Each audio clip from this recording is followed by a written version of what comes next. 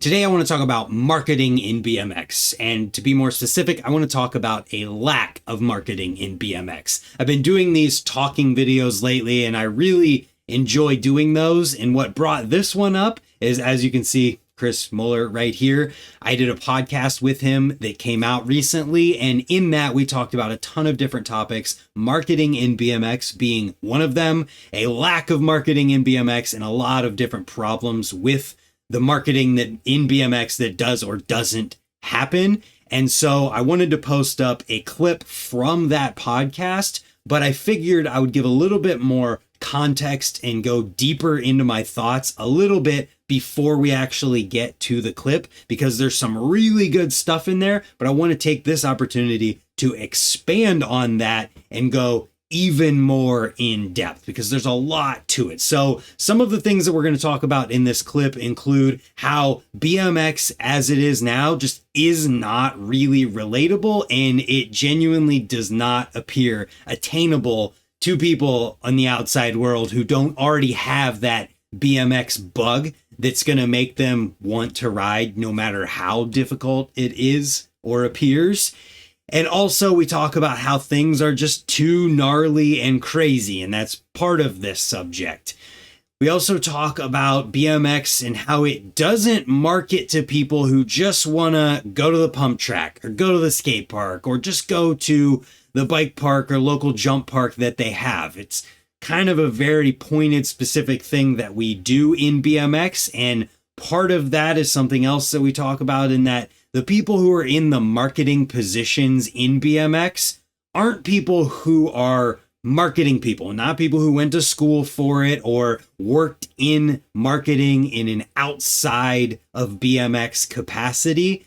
Mainly they're people who already rode, ended up working for companies, and then found their way into these positions, and to no fault of their own, just don't have the knowledge or experience of how marketing actually works in the outside of BMX world to be able to have these connections and thoughts like we're talking about here, as far as marketing to people who just want to go to the pump track or the skate park and cruise around and aren't trying to be the next Garrett Reynolds. We also talk a little bit about how when those people do end up in BMX, they're ostracized or they're pushed out and they're just not accepted. And we talk a little bit about that. I want to expand on that a little bit too, because I think that is the most silly thing that we could be doing. And it's so silly in that the things that would be required to market to people outside of the BMX world who just want to go and ride their bikes are so simple. They're simple things that, for whatever reason, pros in BMX, some of them, I can't speak in generalizations here and blanket statements, because obviously none of what I'm talking about applies to everyone across the board 100%. But there's so many people who act like any kind of thing outside of just riding your bike, making edits, going on trips is this taboo, horrible thing that no one should ever have to do, because basically my perspective on that is that it makes it into a job and it makes it work and it makes it feel like those things where just making edits, just going to the skate park or going out and riding street and riding with other people who are like-minded doesn't feel like work. And that's kind of the dream scenario in BMX, but we aren't in a dream scenario era of BMX right now. We're in an era where you can't even sell a complete bike. And part of that reason is because we don't market to people outside of BMX who don't already have a bike. And then another thing we talk about in here to round it out are some examples of things that we could do to help appeal to the people outside of BMX. So that's a little bit of a synopsis of the things we talk about. But to go a little bit more deeper into the thoughts here, I just want to talk a little bit about how BMX is predominantly street focused right now. And that is totally fine. But what is focused on are video parts in the streets doing the craziest things that push the sport to the next level. Yes, it's a sport. Yes, it's a passion. Yes, it's a hobby. It's all of the above. But that is where BMX is right now. And if you think of marketing, because that's exactly what it is when you think of BMX as a company, a professional rider, products that need to be sold, and edits and trips and videos that are of specific pros that are being paid for are marketing. When you think about it, it's money that goes in to make the product, and then that's supposed to promote the stuff from the company. And that's what marketing is. Another thing I want to say before I get too deep in here, even though it's already 5.5 minutes in, is that if you're watching this as just a person who goes out and has fun riding your bike, this video is not meant to be talking about you and your experience of BMX. This is the pros, the companies, the team managers, the industry side of BMX. Because obviously what you go and do in your own time to have fun and just enjoy your experience of BMX is not what I'm talking about in marketing BMX. I know that's pretty obvious to most people, but sometimes there are comments on these videos from people who haven't exactly made the connection. That's like, I'm not talking about you just going to the skate park and having fun. Yes, that does promote BMX, and yes, it can get new people on bikes, but it is not your job to do that. But a professional rider, yes, that is their job, to promote BMX and to help sell the parts of the company who is paying you, because that's where the money comes for you to get paid. And if you sell more parts, guess what? You can get paid more, or you can get more money put into trips and making more cool things that can happen. It's a full circle experience. And anyone who's out there saying a BMX pro should only have to ride their bike and never do anything else and not be expected to do anything else can just expect it to implode on itself and for that to go away eventually, because that is not sustainable. Money sustains passion. How do we make money? Well, we got to promote our stuff. And the way we keep this passion going as people in the industry of BMX is by making videos, things that appeal to people to get them to buy stuff. So what I'm here to say is that there has to be more to BMX marketing than just crazy edits or team trips. Because when you think about who a edit or a team trip video is for, it is for people who already ride BMX. It's for people who already have bikes, already have what they need to go and ride. And when they're going to buy something is when they need to upgrade or when something breaks. It's pretty simple. So what we need is more stuff that the people who are in these positions do to get the word out there to people who don't already ride or who are just thinking about it, or who are those casual riders that you could get to upgrade something. Not people who already have the best bike that they can get. They don't break parts. They aren't ever going to buy a complete bike unless it's for their child or a loved one. So why would we put all of this money into marketing to those people? Well, the answer is because we're not thinking about how that money is being spent. We're just thinking about, I want to make a cool edit or go on a team trip, and that's pretty much it. That's where the thought process seems to end. Because even in those regards, it would be so easy for implementation to happen of trying to actually sell something with a trip. There's a new frame coming out, have a trip, have a couple riders on that frame, have them in the video from this trip, showing the new part, putting information on screen, whatever it might be, even if it's a riding edit and it's only riding trip stuff for being the crazy riding aspects of that trip, you could just show B-roll and have information on screen. And at the end of the video, have a call to action there. And then every company does these B-sides videos, which is just the raw cuts and everything that didn't make it into the edit. When you have that, have someone who's on the trip talk about the frame, give the geometry, give something special about it, talk about why you like it, and throw it in there. Because that is how you can help sell stuff in an environment where all we really have right now is, well, this is the crazy edit. hopefully it gets people to buy something. Or, all right, here's the B-sides. It's got people talking and it's got personality in it. Hopefully it gets someone to buy something, but we're not actually connecting it to our products to sell anything with it. That's just within the BMX ecosphere and what is already happening, how it could be improved. But take that a step further, and while you're on the trip, go visit the bike shop, go visit the local skate park, whatever, plan a day. I already have the video about shop stops and things like that. We don't have to go in depth there. But what I'm saying is take a couple minutes, visit the local skate park with the new product or a complete bike, whatever. Make a video that could be put out there to people who don't already ride. They can show them how much fun BMX is. Think about this. And here it is for free for all of you companies out there who may end up watching this. You're on a trip and you are in some big city. They have a brand new bike park with pump tracks, jumps, whatever. You take 2 hours out of your day. You have the pros go visit that and you film them having fun at this bike park. And then you film 1 or 2 of them just saying something simple along the lines of, yeah, we're out here in whatever city and whatever state, and we're on this trip. We're kind of riding around the city and having fun, but we saw this pump track and this is a really fun thing that you can do in BMX.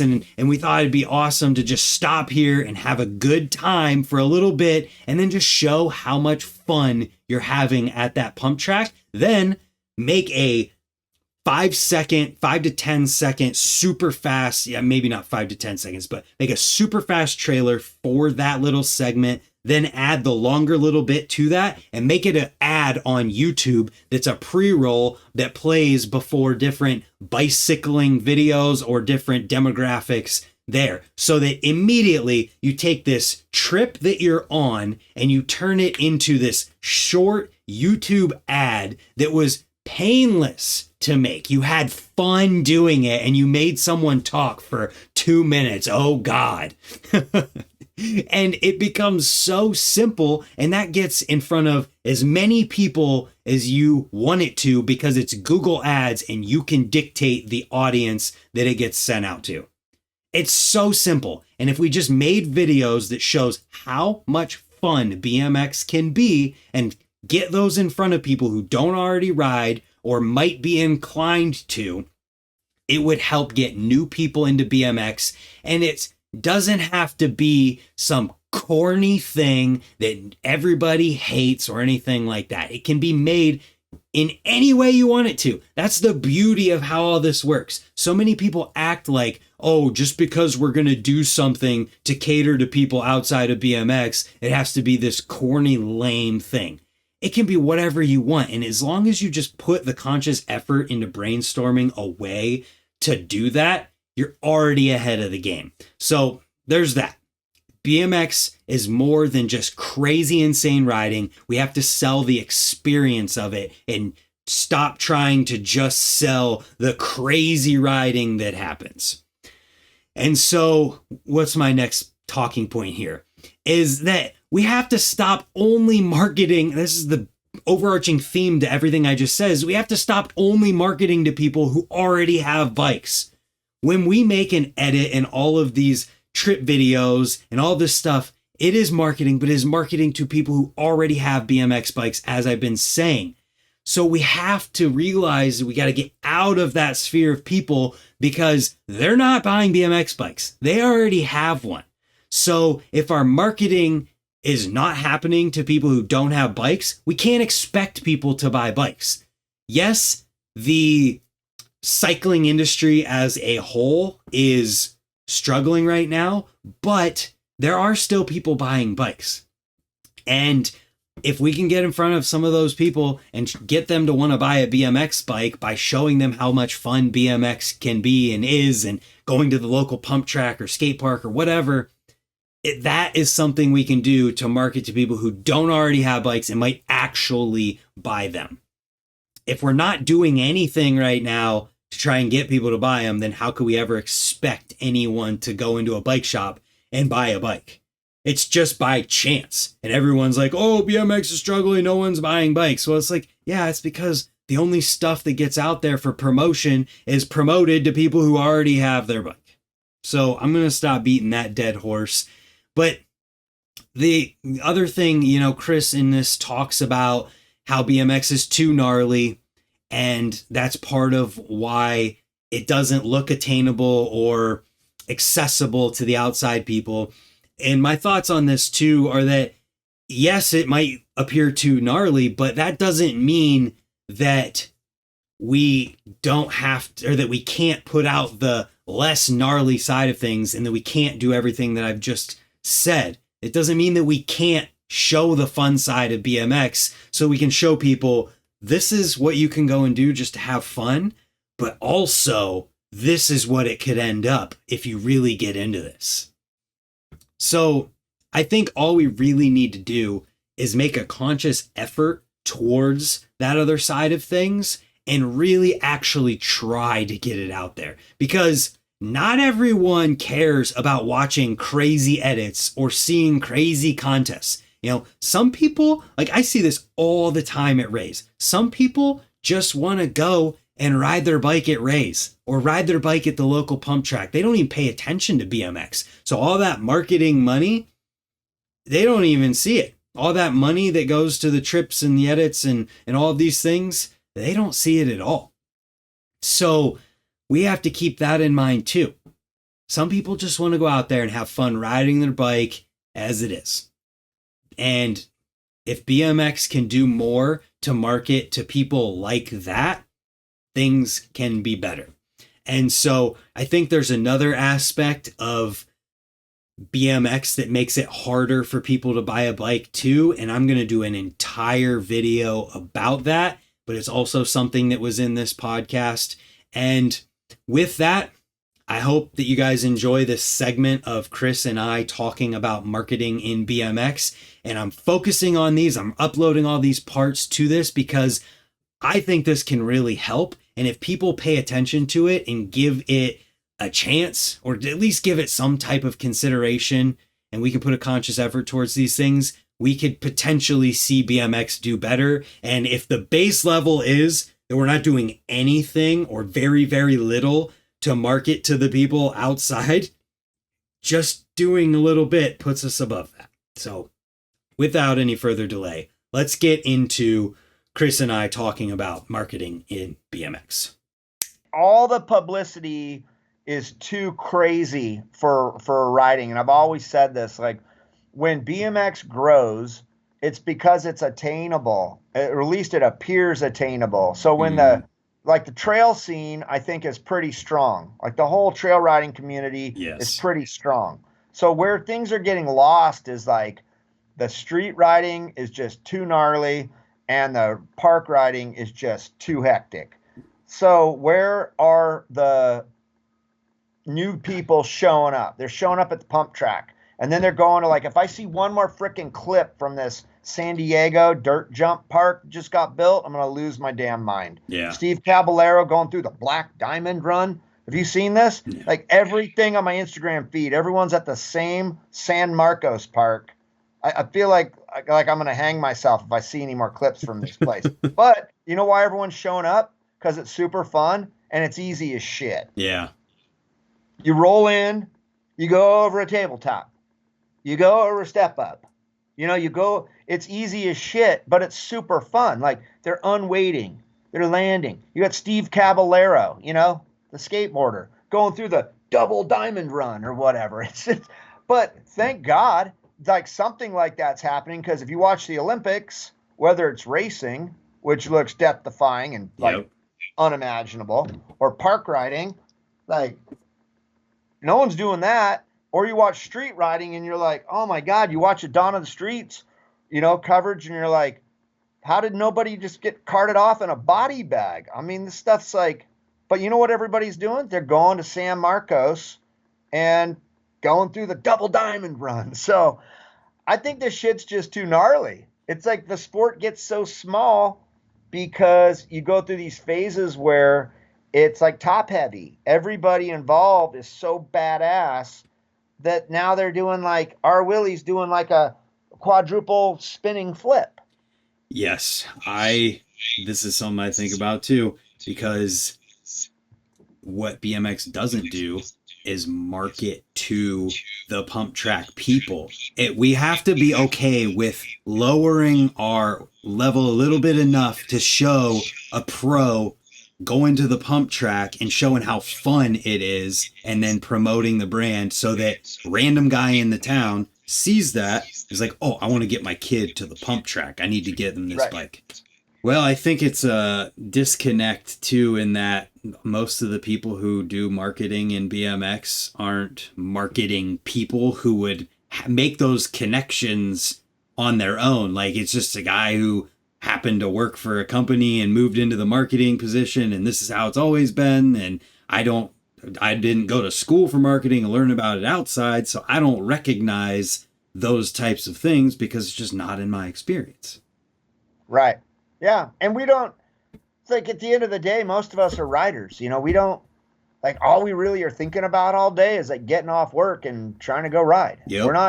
We're not thinking about the health of the industry. Yeah, I think we need a few people who do. We're not that we're not just purely motivated by trying to make $1 billion. If we were, we'd probably change the name of the bike. Yeah, I think we need a few people who ride and then went to school for marketing and are okay with making BMX money or helping a company out. Yeah. To just guide some things versus, and these people are cool people. The people who do marketing in BMX, who have been riders, all that stuff, they're cool people. But I think they need help from people who learned it from, like, the outer things in the world. Yeah. You bring them in and they get run out. That's what always happens. Yeah. We got to be okay with it. Get somebody like that that's a little bit, outside the box. They get run out in one way or another, and they get called all kinds of names, and they get run out, and that's that. And then, we're just all left with each other, and this is where we're at. Yeah, BMX needs to learn how to be okay with taking the help for that one, because we need it. Or they need to be okay with being broke. BMX markets to our people who already have BMX bikes. We got to figure that out. And none of them buy anything anyway. Yeah. But if you market to people that actually might potentially buy stuff, then you're kind of lame. Yeah, that we got to lose that mentality. But I mean, that's where we're at. Yes, right? It is. We're just marketing to ourselves, but we already have bikes. Yep. And no one's buying anymore. Yep. And then if you try and market to like someone else, then you're lame, unless you could do it somehow with the bike shop. If a manufacturer like Fit or S&M could, well, S&M's weird because we're like more just purely aftermarket, you know?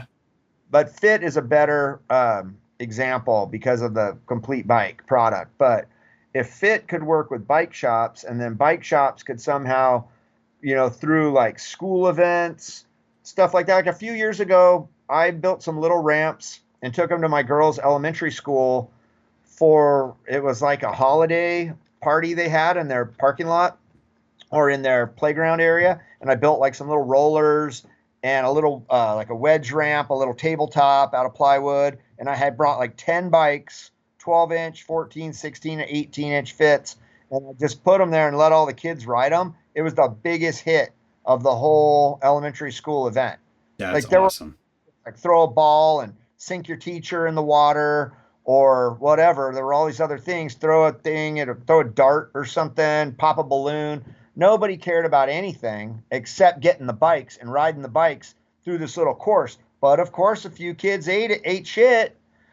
There was some blood. Yeah. There was some blood spilled on the parking lot there at the school. And so it was a little edgy. But if bike shops were doing stuff like that in their towns all the time, I'm telling you, you'd be making new BMXers left and right. Take it another step further even and add, if there's a local pro rider who rides for Fit and the bike shop organizes this thing, you don't need a big crazy ramp. Just go and ride with these kids for an hour, 2 hours, do what you can on whatever is there, And Right. instantly you're a superhero to those kids. Yeah. No, I no, that would be sweet, but I mean that's not really in our culture at this point. Like that's not what we're promoting, you know. We're basically just it's basically the culture is just getting clips, putting them on social media, just to almost like impress one another all the time. Is keep BMX for ourselves and look as cool as we possibly can and not care or ostracize people who go out of their way to try to grow it. Right. But then we all feel the results of the shrinkage. Yeah. You know, when I got to make that call to the riders and tell them I can't give you that money I've been giving you every month, that's like my least favorite thing to do. Or laying off an employee. These are my least favorite things to do. And I wait as long as humanly possible to make those calls, like to the detriment of my finances. In most cases, unfortunately, and I think a lot of people do. But at this point, I'm surprised anybody is able to pay anybody to ride Yeah. Oh, man. in our industry unless it's purely sales related.